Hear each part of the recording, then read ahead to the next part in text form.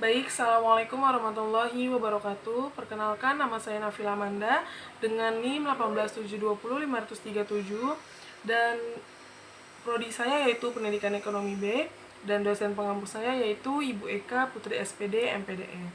Di sini saya akan menjawab 4 pertanyaan dari soal UTS tahun 2001-2022 dan mata pelajaran strategi pembelajaran. Oke. Soal yang pertama. Mengapa kita harus mempelajari mata kuliah strategi pembelajaran? Utarakan pendapat saudara. Dan di sini menurut saya itu jawabannya strategi pembelajaran merupakan suatu bidang keilmuan yang canggih.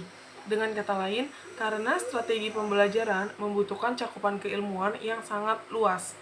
Tidak hanya itu, strategi pembelajaran juga mencakup tentang berbagai macam ilmu metode pembelajaran, berbagai macam teori, berbagai macam konsep, berbagai macam model pembelajaran, serta berbagai macam model pengelolaan kelas. Selain itu, dalam melaksanakan strategi pembelajaran harus linier atau sesuai dengan kaidah-kaidah yang berlaku seperti kaidah pedagogis atau edukatif.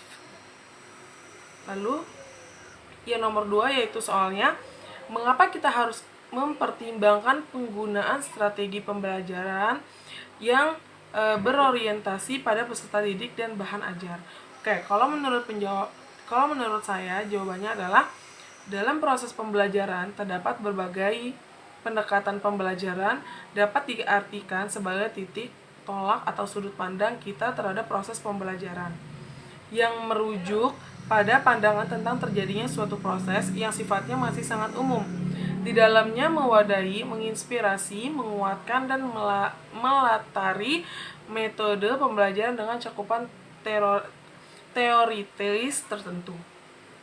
Dilihat dari pendekatannya, pembelajaran terdapat 2 jenis pendekatan, yaitu yang pertama, pendekatan pembelajaran yang berorientasi atau berpusat pada siswa, student centered approach, dan yang kedua yaitu pendekatan pembelajaran yang berorientasi atau berpusat pada guru atau teacher centered approach. Oke, saya akan menjawab soal nomor 3. Deskripsikanlah penggunaan strategi pembelajaran ekspositori disertai dengan contoh penggunaannya. Dan menurut jawaban saya yaitu terdapat beberapa karakteristik strategi ekspositori diantaranya. Yang pertama, strategi ekspositori dilakukan dengan cara menyampaikan materi pelajaran secara verbal.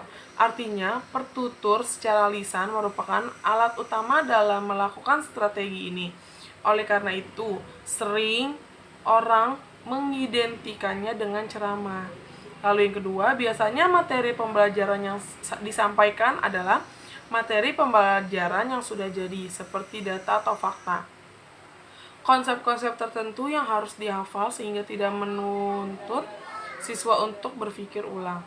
Lalu yang 3, C, tujuan utama pembelajaran adalah penguasaan materi pembelajaran itu sendiri. Artinya, setelah proses pembelajaran berakhir, siswa diharapkan dapat memahaminya dengan benar-benar cara dapat mengungkapkan kembali materi yang telah diuraikan. Lalu penggunaannya, tidak ada satu strategi pembelajaran yang dianggap lebih baik dibandingkan dengan strategi pembelajaran yang lain.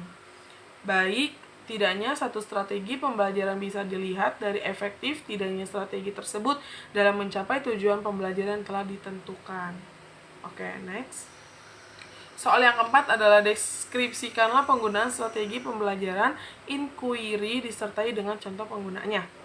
Oke, menurut jawaban saya itu pembelajaran inquiry merupakan kegiatan pembelajaran yang melibatkan secara maksimal seluruh kemampuan siswa untuk mencari dan menyelidiki sesuatu, benda, manusia, atau peristiwa secara sistematis, kritis, logis, analitis sehingga mereka dapat merumuskan sendiri penemuannya dengan penuh percaya diri. Penggunaannya mengembangkan kemampuan berpikir secara sistematis dan mengembangkan kemampuan intelektual sehingga siswa tidak hanya dituntut agar menguasai materi.